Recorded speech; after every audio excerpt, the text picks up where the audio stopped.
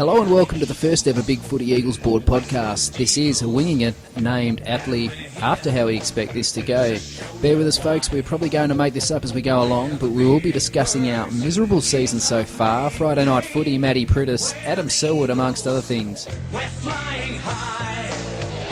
We're the Eagles, the West Coast Eagles, and we're here to show you why. We're the big birds, kids of the big game. We're the Eagles. I am QS, your host on this historic occasion, and I have with me pantskyle. Hello. The Doc, to show you why. Hello. And Kaiser Soze, who I had to look up how to pronounce that, but I'm just going to go with Kaiser from here on in. Yeah, that's fine, and you could even shorten it. You just go Keys, or as Paul Roos might say, Keezy. Keezy. Keezy will do, I reckon. That makes it a lot easier. So, seeing as this is the first one, guys, and we're just coming off our bye week, it's no point in discussing the previous game, so let's go one better and look at the season as a whole. Obviously, most of us are pretty disappointed, if not all of us. I'm sure Go Eagles isn't, but because he's optimistic about everything. But, Keezy, what do you reckon of the season so far, mate?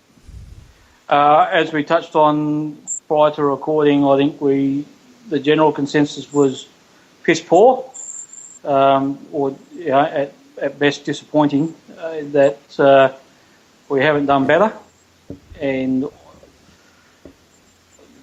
given our softish draw to the start of the season, I think we would have all expected us to be at least 2 or 3 games better in the win-loss column than 6 and 5. And the second half of the year is not looking all that easy, so to make finals from here is going to be tough, let alone top 4 aspirations that we perhaps all held at the start of the season. Yeah, looks to be that top 4 is a distant dot in the rearview mirror. Long gone.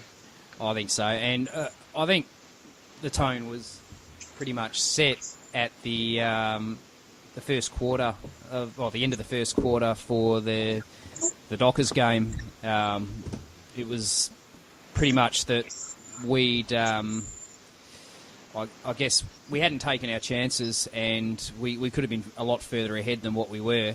And as a result, they gained confidence. We kept kicking wayward, and they got back into the game and eventually beat us. And that set the tone for the whole season so far. I mean, there's a few things going wrong. Is that fair to say, Doc? Yeah, I mean, that was a really disappointing first game. Particularly, I think we're all so excited for that first derby. Pre-season seemed okay. I mean, everything that we'd heard about it was that everyone was running well. A few injury worries, yeah, but we expected to be a lot better than we were against Fremantle, and we were poleaxed for most of that game. And whether we view that as an isolated match or not, we've been pretty similar in performance to that game for the rest of the season. I think we've been a little bit one-paced. Everyone says that we're slow. I don't know whether we're slow or we're just not working hard enough. We've got a forward line comparable to any in the league, and it's not kicking enough goals. Glass was the All-Australian captain last year, and Mackenzie's a fantastic defender, but we're just leaking goals for fun.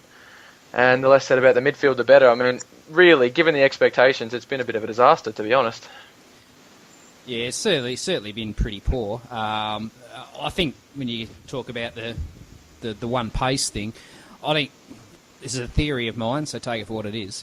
And we play around the boundary a lot, and a lot of the teams that look quick, your Carltons, even Adelaide at times, when they go straight through the guts, it definitely makes them look a lot quicker with that slick transition play.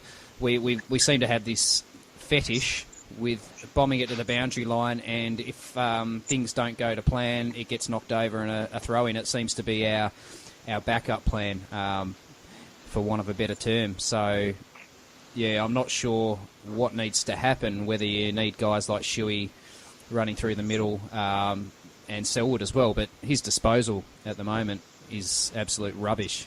Yeah. So we haven't kicked it well enough to go through the middle. That's been the bigger problem. Whenever we try to take it on, we just I don't know, kicked it out in the full, trying to kick it through the middle. I mean, we've been awful by foot for most of this season.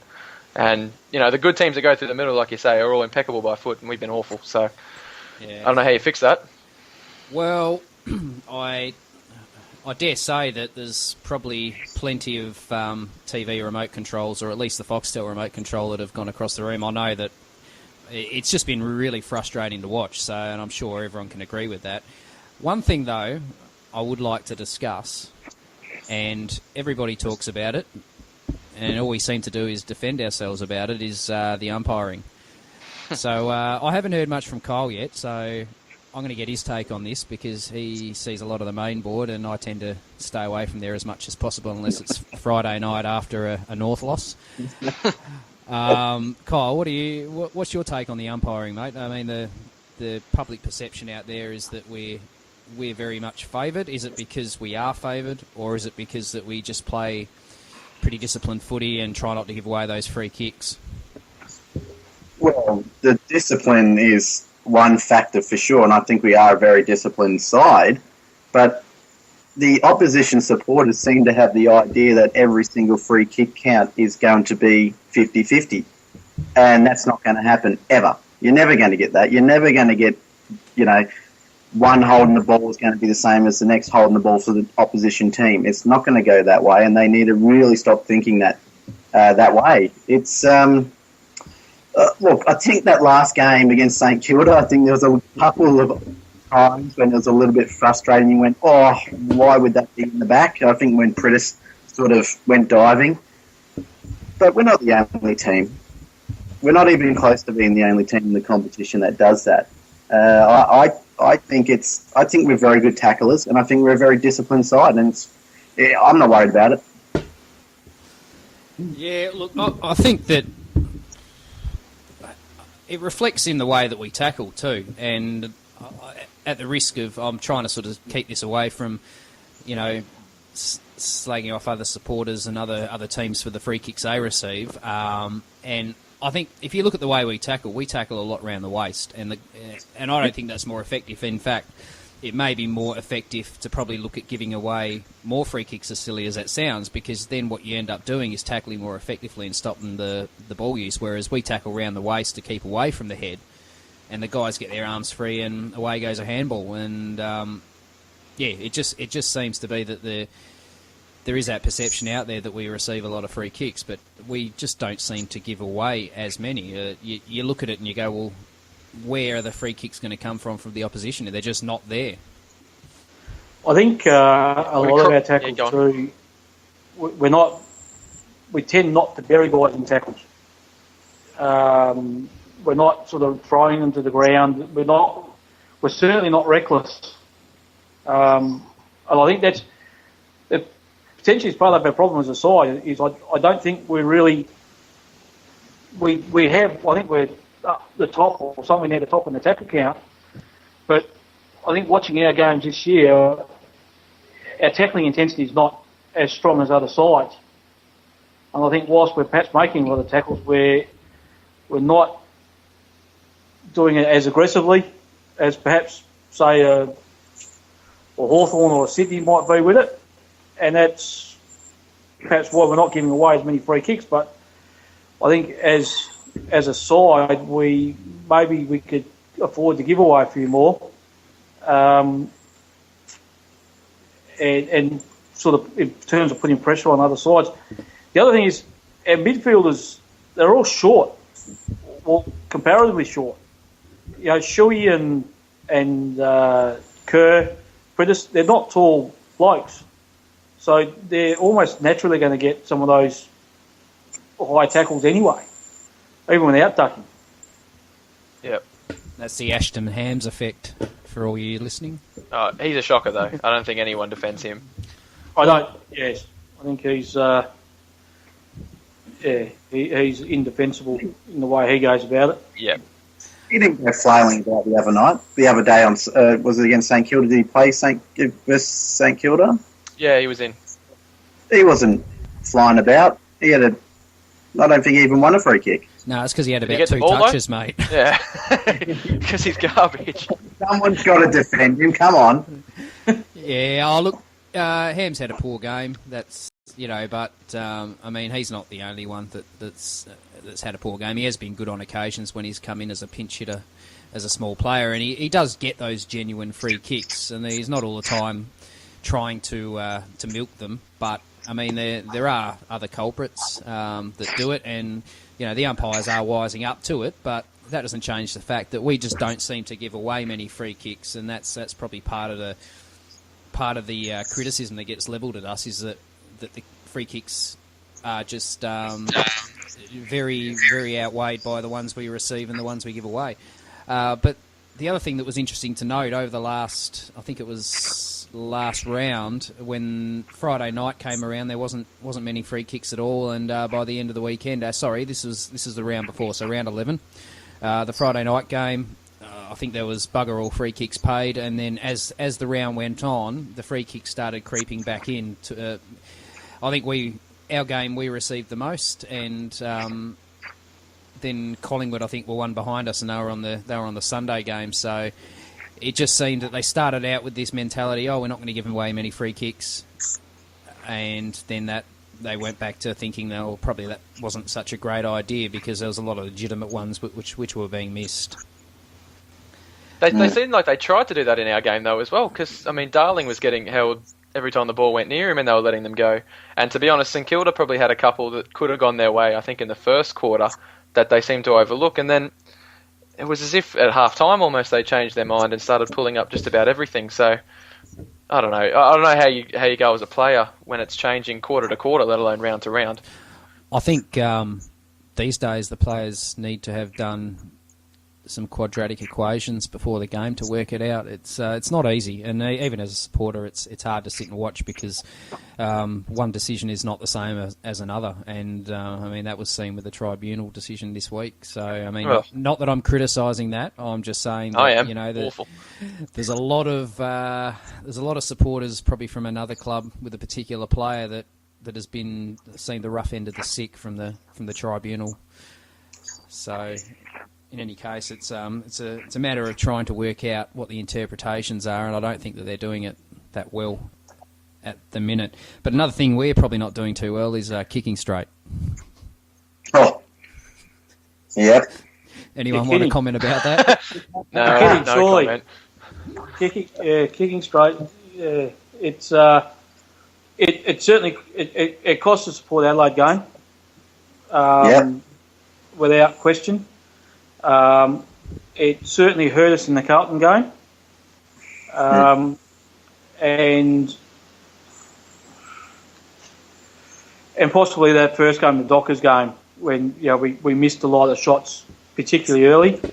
And I'm trying to think. I think the Richmond game, we didn't take our chances early against Richmond either, which, although we got blown away later on in the game, we still didn't get that scoreboard pressure on them when we controlled the ball early in the game. But one of the worst culprits is surprising is Lacroix,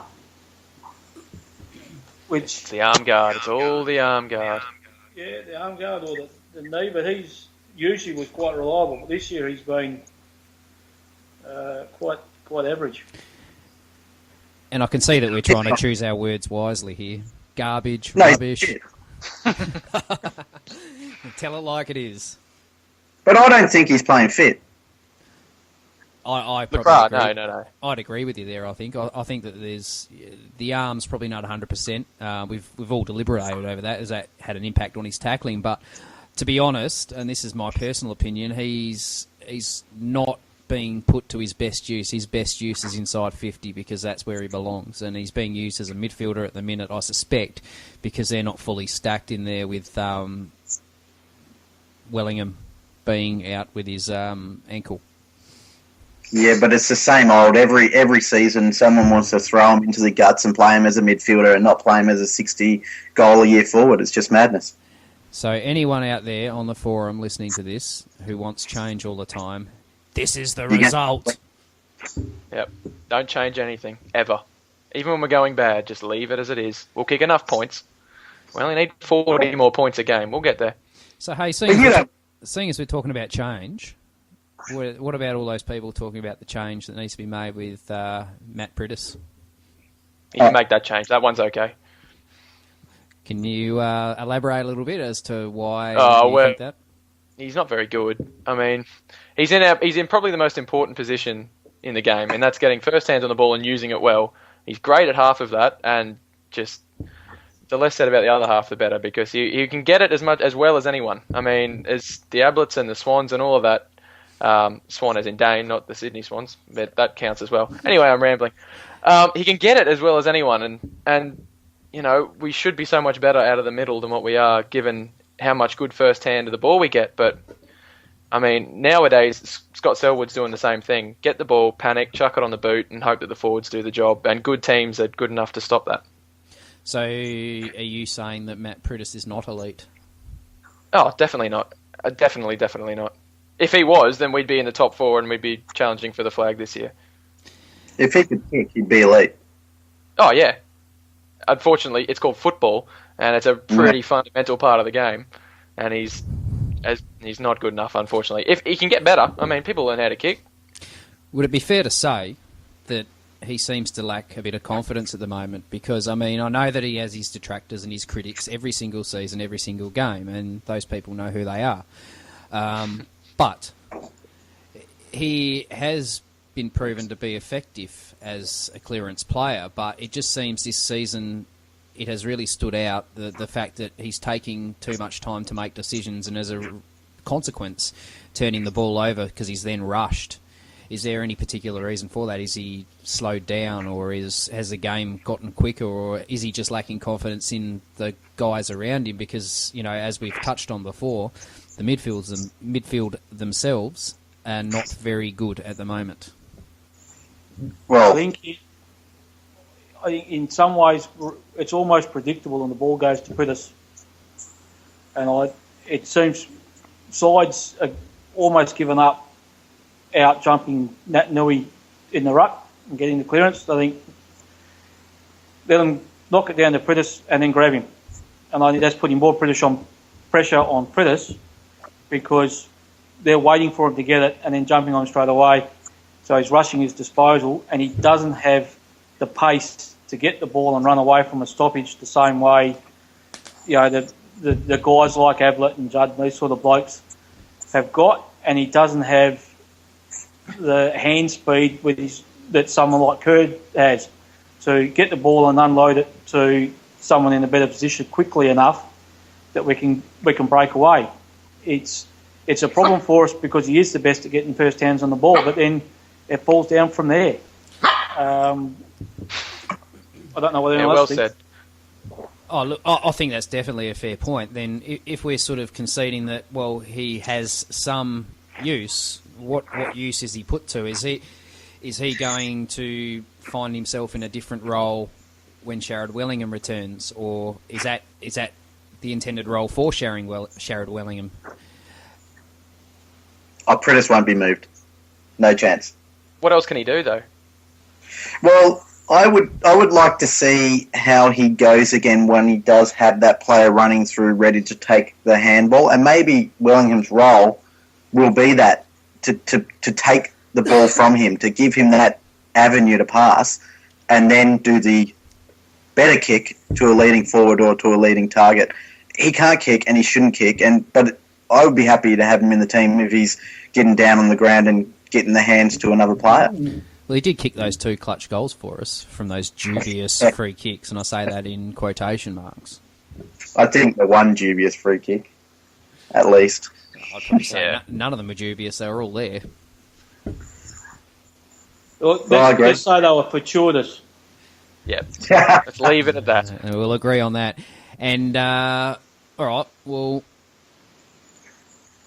how about we talk about this Friday night's game, Friday night footy. We get to play it again at a very odd choice of location, playing Hawthorn at Etihad Stadium. And to be honest, it is a weird choice, and I don't know whether it's because there's a contractual obligation for the AFL to play a blockbuster there every so often. But look, guys, I don't know about you, but I'm finding it very hard to get excited about this game. I have a feeling that we're going to be absolutely pumped by Hawthorn, and that's probably an understatement and stating it nicely, but unless something changes, from what I've seen, we're going to get absolutely murdered. Yeah, well, they murdered us at Subi, really. I mean, the scoreboard doesn't look that bad, but they were considerably better than us at home, so I'm a little bit concerned about how it's going to go on Friday. They destroyed that scoreboard was really bad. I mean, they beat us by 50 points at home. Oh, did they? Oh, okay. Well, forget what I said. We got flogged everywhere. There was nothing nice about that game. And I'd probably argue we were actually better then, playing better football then than we are now. Well, Hell yeah. that was round 2 though, so that was still extremely early to even consider what would have happened in that game. Yeah, I think the Richmond game just gone. That was poor. That was poor. If we dish something like that up again, we'll probably find ourselves at the end of a 150-point spanking. Sorry, Keitha. Yeah, the thing that concerns me about this game against Hawthorn is their weakness has been against quicker sides. And I think Carlton showed that on Friday night. We don't have that pace to worry them. We don't have guys to burn off them. So I think if we get within 10 goals, we've done well over there. But it has the potential to get really ugly. I'd probably tend to agree with that too. But the key things for me is, look, I think in terms of the buddy factor and any other forwards like Gunston who can go up there and take a mark, I think we've got those guys pretty much covered with our defence. We have a pretty solid defence. The problem being is that the ball just leaks through there and they're then forced to do everything under pressure. There's no rebounding or any creativity that they can come up with because the midfield's just being absolutely pressured. I think guys like Hodge, Lewis, those types of guys, they're really going to damage us if we can't match them up well. And if we're sloppy with the ball use, as we have been, they're just going to lap that up because they're so clean and quick. And in our forward 50, I think we've got the firepower there, but it's a problem of getting it up there. And as Doc said earlier about just bombing it in there, it's not going to be the most effective way to get the score on the board. At some point, the guys have got to lower their eyes, but again, that comes back to the midfield. I'm not sure how we're going to counter those guys running through there. Should Hodge be playing? Oh, definitely not, no. Well, he bumped him in the head with his shoulder. I don't know how that cannot be called a bump. I mean, I don't know. I'm just guessing about what happened to Zeeble and what happened to others. Thomas got off, I suppose. He hit someone in the head with his head. So there's a grey area. I don't even know. It's not even worth worrying about for us, because how are we supposed to tell? Was it even the incident with Murphy? I thought it was the. I think the Henderson one that he should have gone for. Yeah, that was the one I was thinking of. Yeah. Yeah, the Murphy one, I don't even think they even bothered with it. No. No, I think with the Murphy one, Murphy just went in a bit half-assed, and Hodge went in with a full head of steam, and that's just the outcome of the situation. But yeah, look, to be honest, I like to see that kind of contact in footy, and however, if they're going to let one guy off, they've got to let the next guy off too. You can't be inconsistent with it. But yeah, I'm a bit more concerned about Hodge, Mitchell, Lewis, all those guys running through the middle, even Buddy coming up, giving him a target at half forward or even on the wing or through the middle. So I'm not quite sure how we're going to handle that. What needs to change? Without saying everything.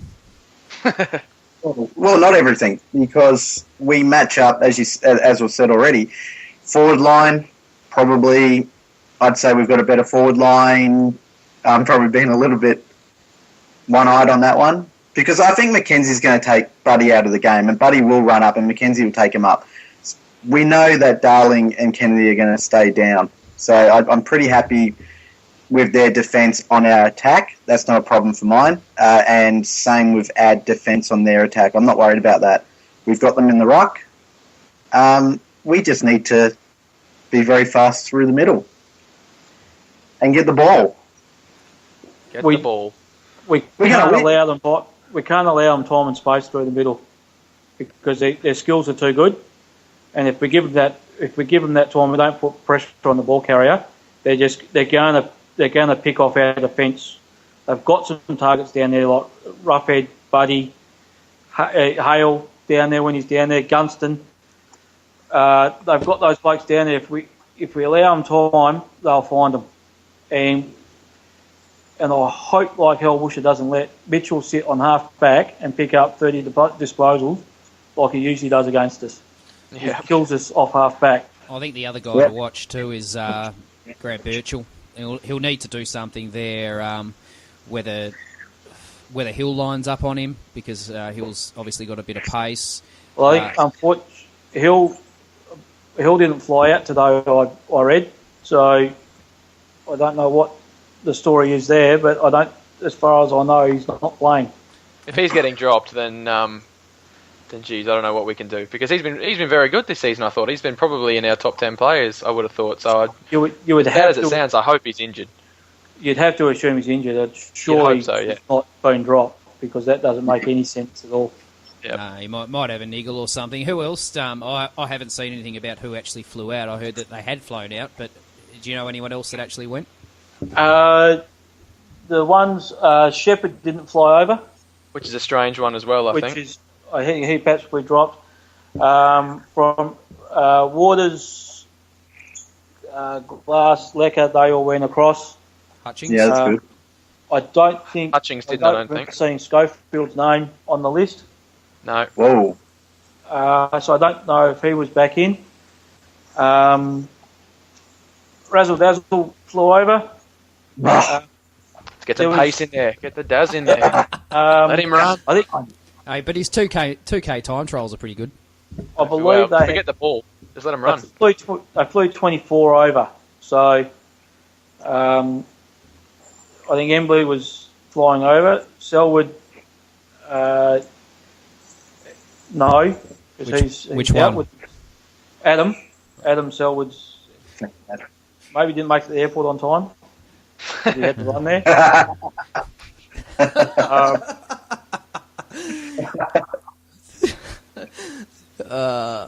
And I can't remember. I don't remember if Hams was on the plane or not. But Hams was out, I think. He could have been in someone's suitcase. Possibly. I'm still getting over the Adam Selwood joke. That's a good one. So, but Yeah. we are in trouble on Friday night. It's going to be. I'm going to have to buy a carton before the game because I'm going to need it. I think. I think you need an IV drip, mate. Where's the confidence, guys? We're going to win this game. Nah, it's rubbish. I think that's misplaced, Kyle. Yep. Get off this podcast. We're not going to take that sort of one-eyed nonsense. It might be the red line speak. Their optimism has no place here. No. Do you have mushrooms in your backyard, Kyle? Yeah, big giant ones. I use them as a trampoline. Yes, yeah. Yeah, so, look, Friday night, I think, as Keith said, we're probably in a bit of strife. Unless we turn up to play, then I can't see any other result than an absolute smashing. So I think that's not getting your hopes up. So we can't be disappointed if we don't win. But I still feel that if there's no particular effort that's put in by the players, I think we're all going to be frustrated in that fantastic game day thread. Yep. Which is going to be, but I would think this is going to be a pretty good game of football. I don't think they're going to flog us. I really do not. I think we didn't have Natanui last time. You've got to remember that. Something has to turn, and I think the turning point, this could really be it for us. If we go out there, if we bloody get a win, it's amazing, but this could be a real turning point for us. Okay, hypothetical, should we win, what does that mean for the rest of the season? Like, if for the turning point, say we turn the corner in this game, we come out and we somehow manage to beat Hawthorn, what's the best that we can hope for from there? Well, it won't mean anything if we don't beat Essendon the week after, but Yep. I just think it's a step ladder, definitely. If we don't win and we don't get flogged, I know the honourable loss word is not particularly That's one that we like. forbidden. Forbodden, We're not North Melbourne. or Richmond, but they flogged Or us, so Richmond. we can't speak too loudly about that because Richmond are good. They touched us up. They're a great side at the moment. Oh, jeez. Speaking of getting touched up, what was that? Sounds like someone's just headbutted the keyboard. I think Keys has fallen asleep. Couple of nights too early, I think. If we do manage to win, I think it does give us the confidence going forward that we can match it with the better sides. I mean, even if we get that honourable loss scenario, at least we can say we're competitive against the top side, which we haven't shown ourselves to be so far this year. I mean, oddly enough, at 6-5 now, in 2011 we were 6-5, and we won 10 of our last 11. So That's a great stat. if you want to put the optimistic and your pretty little rainbow glasses on, we're in the same spot we were 2 years ago when we made top 4. You can The see difference Peter's done his being, research. Well, even if you look at it that way, you look at our opposition on Friday night and look where they were at this point last season, and they played in the grand final. They weren't too far off of us. No, that is a good positive look at it. I think we've got a bit to do, and there's a bit in front of us in order to do that. But it's not impossible, as you're saying. So by no means is this a completely negative look at what we've got in front of us. It's more just to say, well, look, hey, this is a realistic view of where the side's at and what we can probably expect. However, it is possible.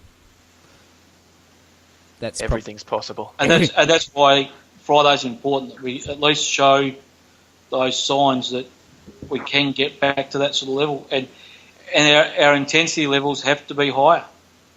The work rate, chasing guys down from behind, those sort of tackles, blokes running into space and creating options. We're rarely having that sort of game where you've got blokes running free, where defenders, they're trailing blokes, they're 5 metres behind. Allowing those forwards, the opposition forwards, to get hit up on the lead. We need to try and close the game down and not give them the space, and that's just work rate. It's got nothing to do with skills or anything like that. That's just working hard. Yeah, no, certainly. So, just on the tip side of things, if I was a bookmaker and I would pay you to tip the right result and the right margin, what would you be saying? Who's going first? Well, Doc? I'd want about $5-6 to put my money on us. Yeah, I think it's fair. And having said that, you're obviously forecasting a loss, but what sort of margin are we looking at? The line margin is around 8 goals. God. I think I'd expect that we would want anything more than 8 goals. I think is really disappointing. I can't see us getting much closer than that. So under half a ton. Yep. How are you, Doc? God, how depressing is this? Who was supposed to be winning the flag this year, don't you remember? Yeah. We're going to Melbourne, we're about to lose by 8 goals, and that's a good result. That's Good all right. Jesus. I described that as a dot in the rearview mirror, so that's okay. Yeah, we're going to lose. We're going to lose by a lot. We're going to get towed up in the middle. Someone's going to get injured. There's going to be a massive whinge about the umpires. So let's say Hawthorn by 35, and a great night for everyone. Well, not for us. Well, at 35, bloody Key said that's all right. We'll take 35. It's below the line. We've played a blinder. So if Give my money back. If the line's 8 goals, if we lose by 35, we've actually won. Technically, yeah. Yeah, that's great. Okay, Just without the points. On Doc's I think we advice- need to ring. I think we need to ring the AFL and just say there needs to be a slight adjustment to the rules. the- I So can't see why they turned that down. The West If we Coast get the rule. four, if we get within $8, we get the 4 points. Yep, sounds legit. Sounds fair. Yep. Geez, wouldn't the board go off then? What's disappointing is that Melbourne would still be in the current state that they're in, even with that rule change. Oh. Always remember that, boys. We're not the Demons. And apologies to any Demons fans that may be listening. They're not listening to this. They got their own worries. Right, later. Mark Neal might be listening. And what else is he going to do? We could get him on next week.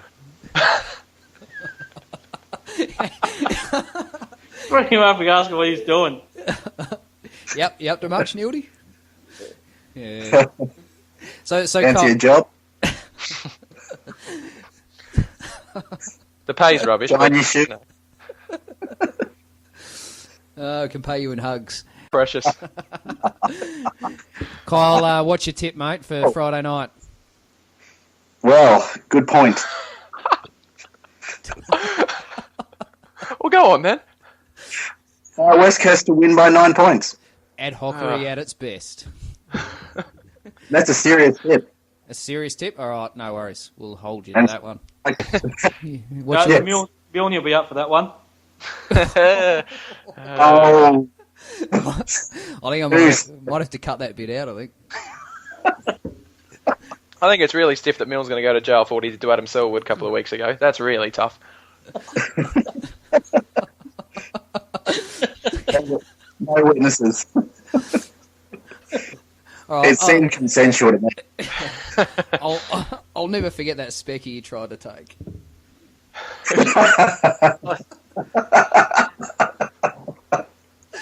The part of his career. For that rank, Adam. Well, He just needed Embley there, I think. Get a bit of a leg up. yes, Mark He needed a lot of for Embley. The human stepladder. Yep. All right, well, I think we'll wrap it up there, guys. And anyone who's listening and managed to sit through 36 minutes odd of this, we have pretty much just flew by the seat of our pants, and I think we got it done, though. So thanks, Kyle. Thanks, Keys. Thanks, Doc. And That's all right. we'll see you next time.